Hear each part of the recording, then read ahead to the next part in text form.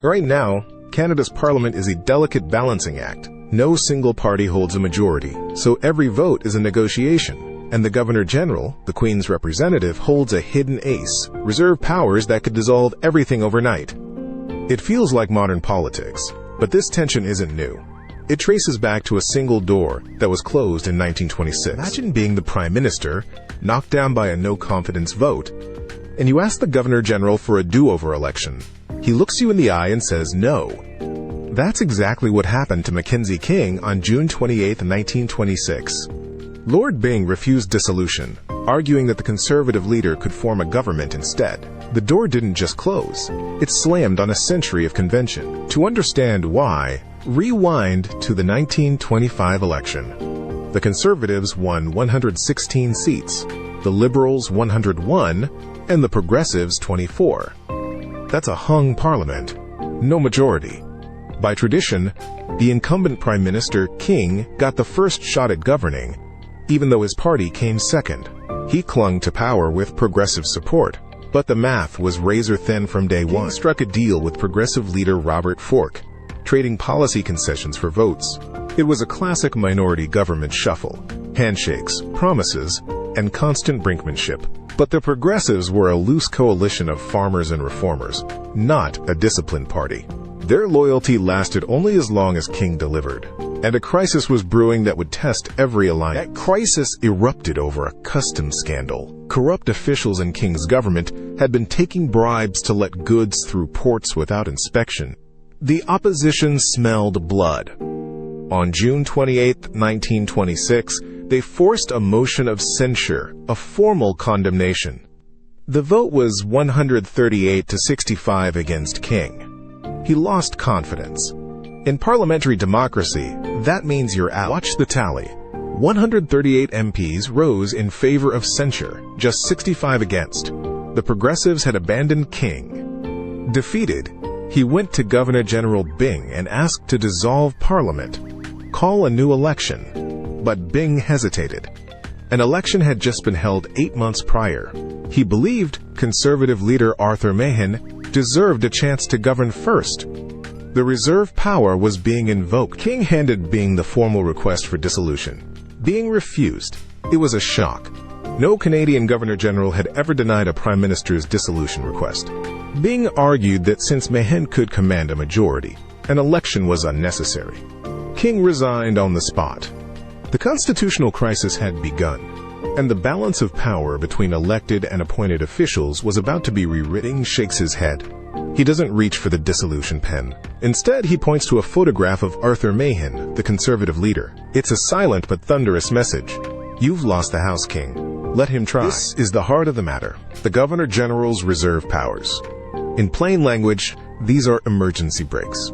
If a Prime Minister loses a vote of confidence, the Governor-General can refuse to call an election if another leader can form a government. Byng believed Mahon could. So on June 29, 1926, Arthur Mahon steps into the office he lost 8 months ago. Byng swears him in as Prime Minister. It's a cold, formal ceremony. Mahon now has to prove he can command the House. Without a single day of preparation, the House of Commons reconvenes and the tension is razor-thin. Mahon's government presents a motion of confidence. The vote is 96 to 95 against him. A single vote. The Speaker's ruling on a technicality about an acting minister without portfolio costs Mahon the government. Now Byng has no choice. Macon, the alternative he championed, has failed. Byng signs the order for dissolution, calling a new election. The pen moves smoothly this time. Mahon watches, knowing he must now face the voters, the same voters who gave him a plurality just 8 months ago. The election campaign blazes across Canada. An animated map shows seats flipping to Liberal red. King campaigns on a simple, powerful message.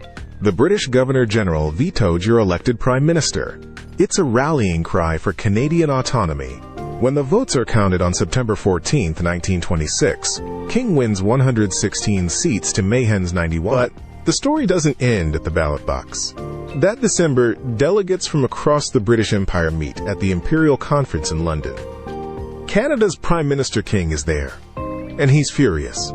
He demands that no Governor-General ever again act without Canadian ministerial advice. The result is the Balfour Declaration, which declares Dominions as autonomous communities, equal in status, not subordinate. The Balfour Declaration doesn't just sit on a dusty shelf. Its key phrase is carved into the future of Canada. Autonomous communities within the British Empire equal in status, in no way subordinate one to another. Those words mean the Governor-General no longer takes orders from London. He answers to Ottawa. That shift is the foundation of everything that follows. You might have heard that Lord Byng was a power-hungry bully, refusing King's request just to flex his muscle. That's a myth. The fact is, Byng followed a long-standing constitutional convention. A PM who loses a confidence vote shouldn't get a new election if another leader can command a majority. Byng's decision was rare, but it was rooted in principle, not personal whim. Before 1926, the chain of command looked like this. Monarch right-pointing arrow. British government right-pointing arrow Governor-General. Right-pointing arrow Prime Minister. But after the crisis, the British government is crossed out. Now it's just Monarch right-pointing arrow, Governor-General right-pointing arrow PM, with the Governor-General acting solely on the advice of Canadian ministers. The line to London is severed. Canada's government becomes its own boss. That red maple leaf flag, adopted in 1965, flies over a nation that can truly call itself sovereign. But that sovereignty wasn't handed over. It was won in part through the standoff between King and Byng. The flag isn't a direct result of the affair, but it symbolizes everything the crisis made possible. A Canada that governs itself from sea to shining sea. Fast forward to today. Governor-General Michael Jean in 2008 faced a similar moment. Prime Minister Stephen Harper asked to prorogue Parliament to avoid a confidence vote. She granted it, but only after ensuring she was following Canadian constitutional advice.